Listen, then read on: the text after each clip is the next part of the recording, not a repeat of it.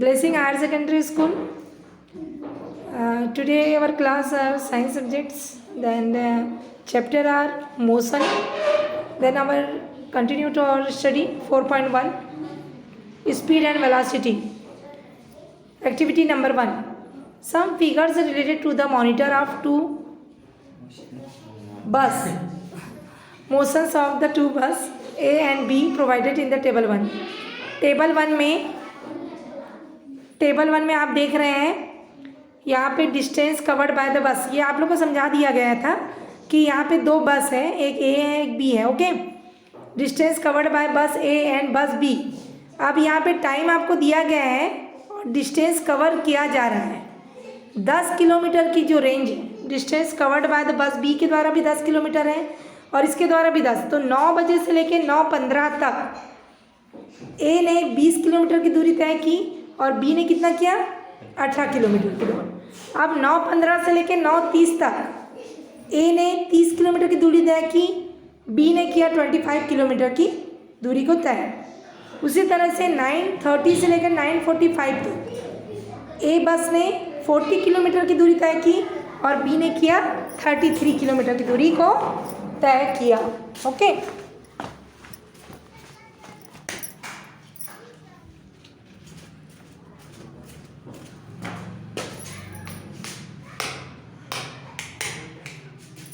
पढ़ेगी. अब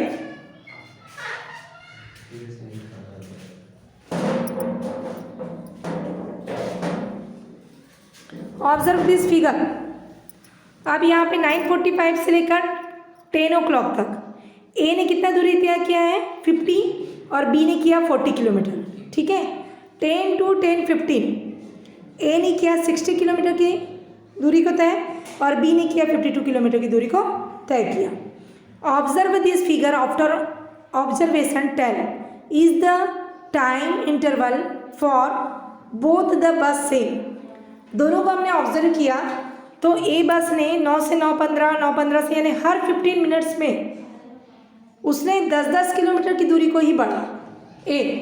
but B की दूरी क्या हुई, कभी 8 किलोमीटर हुई, कभी 7 किलोमीटर ही बढ़ा, वो कभी 6 किलोमीटर बढ़ा, फिर से 8 बढ़ा, फिर 7.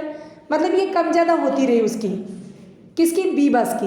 मतलब बी में क्या हो रहा था, चेंजेस हो रहा था. बट ए क्या कर रहा था, हर 15 मिनट्स में 10 किलोमीटर की दूरी को ही समान स्पीड से तय कर रहा था.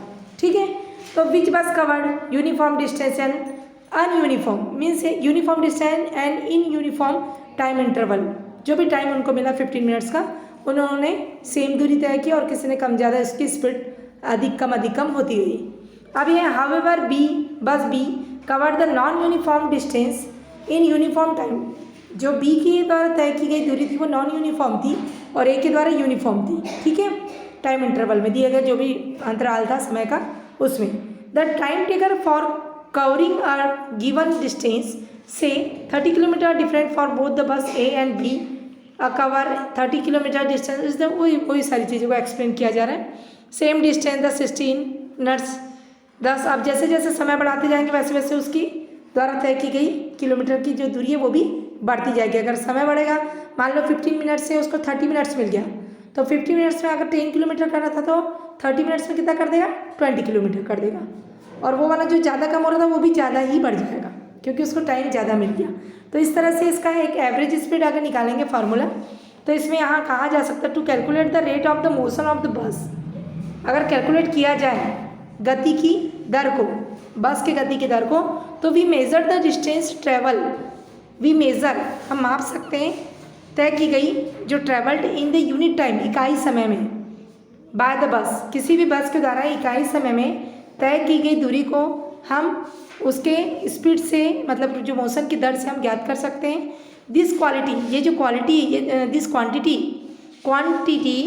Is called speed. इसी क्वांटिटी को हम स्पीड कहते हैं. ठीक है, किससे, क्यों, क्योंकि हमने क्या किया, इकाई समय में किसी बस के द्वारा तय की गई दूरी से उसके हम गति की दर को कैलकुलेट कर सकते हैं. तो उस क्वांटिटी को हम क्या कहते हैं, स्पीड. और ऐसा ही में उसका मात्रक होता है मीटर पर सेकंड. ओके, अनदर यूनिट, और उसका और भी दूसरे यूनिट्स होती है. Speed can be kilometre per hour होता है. तो यहाँ पे क्या हो जाएगा, एवरेज स्पीड निकला।